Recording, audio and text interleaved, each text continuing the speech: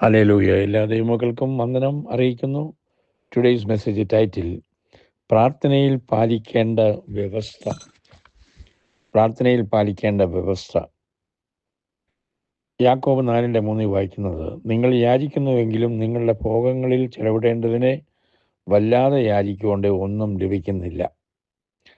നമ്മൾക്ക് അറിയാം എങ്ങനെ പ്രാർത്ഥിക്കണം. കർത്താവ് പ്രാർത്ഥന പഠിപ്പിച്ചിട്ടുണ്ട് നമ്മളെ.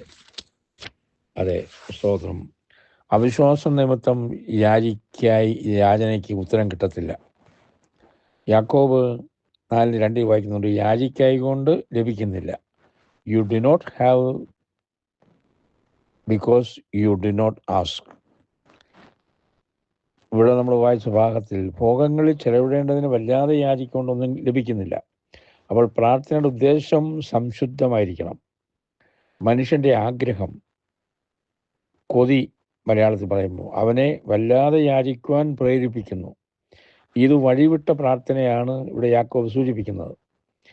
ഭോഗങ്ങളിൽ ചെലവിടേണ്ടതിന് പ്രാർത്ഥിക്കുന്നത് പറയുമ്പോൾ ഇംഗ്ലീഷിൽ പറയുന്നത് that you may spend it on your pleasures. അതായത് ആഡംബരത്തിനും സുഖലോലുപത്തിക്കും വേണ്ടിയുള്ള പ്രാർത്ഥന ദുർമോഹങ്ങളിൽ നിന്നും ഉടലെടുക്കുന്നതാണ്. നമുക്കറിയാം ദൈവം നമ്മുടെ പ്രാർത്ഥന കേൾക്കുന്നവൻ തന്നെ മാത്രമല്ല, ആ പ്രാർത്ഥനയ്ക്ക് പിമ്പിലെ ഉദ്ദേശം കൂടി പരിശോധിക്കുന്നവനാണ്. ഇന്നത്തെ ആഹാരത്തിന് വേണ്ടി പ്രാർത്ഥിക്കുവാൻ പഠിപ്പിച്ച കർത്താവ് അതായത് ധാരാളിത്തത്തിന് സഹായിക്കും എന്ന് ധരിക്കരുത്. പ്രാർത്ഥന ഒരിക്കലും സ്വാർത്ഥ താല്പര്യത്തിനും ഭൗതിക നേട്ടത്തിനും വേണ്ടി ആയിരിക്കരുതെന്ന് ദൈവവചനം നമ്മളെ പഠിപ്പിക്കുന്നുണ്ട്.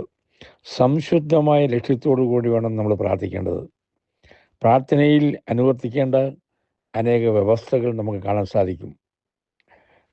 ഇത്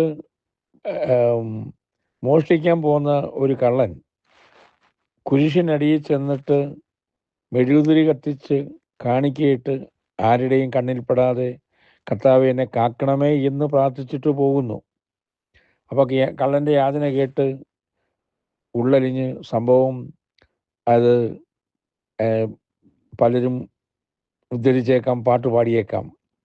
ദൈവം മോഷണത്തിന് കൂട്ടു നിൽക്കുന്ന ദൈവമല്ല, നമുക്കറിയാം.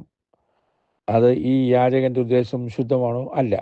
അപ്പം നമ്മളെല്ലായ്പ്പോഴും ദൈവഹിതം അറിഞ്ഞിട്ട് വേണം പ്രാർത്ഥിക്കാൻ. ദൈവഹിതം, ദൈവത്തിൻ്റെ ഇഷ്ടപ്രകാരം നമ്മൾ യാചിക്കണം. സ്തോത്രം. നമ്മുടെ പ്രാർത്ഥനകൾക്ക് ഉത്തരം ദൈവം നൽകുന്നതിൽ കൂടി നാം ദൈവമക്കളാണെന്ന് തെളിയിക്കപ്പെടുകയാണ്. ഞാനിവിടെ അവസാനിപ്പിക്കുകയാണ്. ദൈവമക്കളെ, വീണ്ടും കാണാം.